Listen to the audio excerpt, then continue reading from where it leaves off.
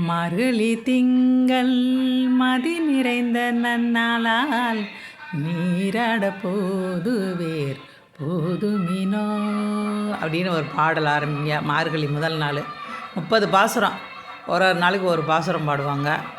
ஆண்டாளம்மா வந்து இறைவனை வந்து கணவராக அடைய வேண்டி அவங்க விரதம் இருந்த காலம் இந்த மார்கழி மாதம்.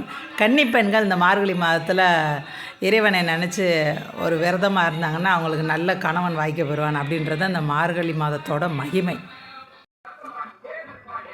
ஆண்டாளுக்கான மாதம் மார்கழி மாதம். ஆண்டாள் பாசனங்களை பாடிட்டு இருப்பாங்க. ஆனால் எல்லா கோயில்லையும் பாட்டு போடுறதுனால இது வந்து சிறுதேவதை கோயிலுங்க. சிறுதேவதைனா புரியுதுல?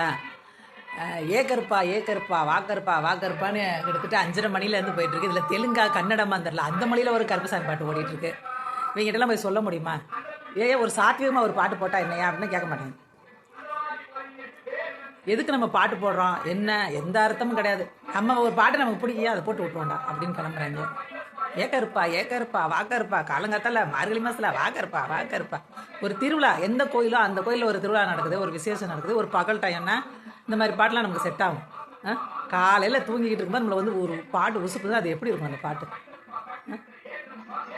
பட்டு செல்லம் எந்திரின்னு சொன்னாலே நம்ம ரொம்ப சினுங்குவோம். எந்திரி எந்திரி எந்திரின்னா எப்படி இருக்கும்? ஐயப்பன் கோயிலுக்கு எதுக்கு தமிழ்நாட்டிலேருந்து எக்கச்சக்கமான ஆளுக்கு போகிறாங்க? அது கோயிலுக்கு போகிறதெல்லாம் கூட மேட்ரு இல்லைங்க. அந்த பாட்டுக்கு மேலே ஒரு பெரிய போதை இருக்குது. இன்றைக்கி சின்னதாக ஒரு பொறி தட்டுச்சு. என்னென்னா அங்கே ஒரு கருப்பு இருக்கார். அப்போ நம்ம கருப்பு அங்கே இருக்கிறது நமக்கு ஒரு பெரிய பெருமையாக இருக்குது. அந்த இதில் அந்த கருப்புசாமி மேலே இருக்கிற அந்த ஒரு பிரியத்தினால தான் அந்த கோயில் மேலே பிரியம் வச்சுருக்குங்க. ஒரு கணிசமான மக்கள் இருக்காங்க அப்படின்னு புரிஞ்சு கொள்ள முடிகிறது. முக்கியமாக மதுரை மக்களுக்கு கருப்புசாமி ரொம்ப ரொம்ப நெருக்கமான தெய்வம். அதனால் இருக்கலாம் அப்படின்னு சொல்லி தோணுச்சு. ஏன்னா அவங்க பாட்டு வரிசையாக போட்டுகிட்டே இருந்ததுலேயே வந்துருச்சு. ஒரு ஐயப்பன் பாட்டு போட்டாங்க, அதுவும் கருப்புசாமி பாட்டு தான். ஐயப்பனுக்கான பாட்டு கிடையாது, ஐயப்பன் கோயிலில் இருக்கிற கருப்புசாமிக்கு பாட்டு. அப்புறம் எங்கள் தெருவில் எப்பயுமே அலாரம் போட்டுக்கிட்டு இருப்பாங்க. டான்னு கதவே திறக்க முடியாது. இந்த வருஷம் என்னன்னு தெரில, லிமிட்டாக சவுண்டு வச்சுருக்காங்க. கொஞ்சம் வெளியே இறங்கி போனால் தான் பாட்டு என்ன பாட்டு ஓடுதுன்னு தெரியும். அந்த மாதிரி அதே மாதிரி ரொம்ப நேரம் போடுறதில்ல. கரெக்டாக 7 மணி ஆகும் அமர்த்திடுவாங்க. நல்லவங்களா இருக்காங்க. இப்படி தான் மனமாட்டம். இப்போ நான் அங்கே போய் சொன்னேன்னா சண்டை நாரி பேர். ஏன்னா அது ஒரு ஒடுக்கப்பட்டவர்கள் நிர்வாகத்தில் இருக்குது. நம்ம போனோம்னா அவ்வளோதான், கேட்கவே வேணுமா, சட்டம் இருக்குது இருக்கவே இருக்குது, உள்ள தூக்கி போட்டுருவாங்க. ஒடுக்கப்பட்ட மக்களை வந்து ஒரு சாமி கூட கும்பிட விட மாட்டாங்க அப்படின்னு வைக்கிறாங்க. என்ன பண்றது? நான் உன்னை விட சூப்பர் பிரம்மச்சாரி சொன்னா பாலிக்கு தேட்டா. நீ அந்த சொக்கா போட்ட பொண்ணு மாதிரி அவனாவது இட்டு ஓடி போய் கல்யாணம் பண்ணி போற.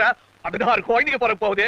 ஒவ்வொன்று நல்லபடியா படிச்சு காலேஜ் வரல போய் பாரின் போறேன்னு அழுவான். நீ கண்ட கான்சலேட் வாசல்ல காலகாத்தால நிக்க போற. இது என் சாபம். சாபம் மாதிரி தெரியலையா? ஏதோ வாழ்த்து மாதிரி இருக்கு.